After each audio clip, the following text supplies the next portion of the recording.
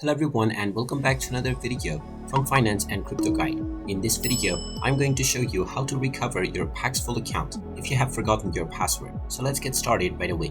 First of all, open up the Paxful application on your device, and once you open it up, tap on the login button in order to proceed with logging into your account. Now, if you have forgotten your password, then when you proceed with logging in, you will see the forgot password option. Go ahead and tap on it, and you will be asked to enter your email address that you used for sign up. Just type in your email address and tap on the reset password button. Now, after verifying your identity, you will be asked to enter the 6-digit verification code that has been sent to your email.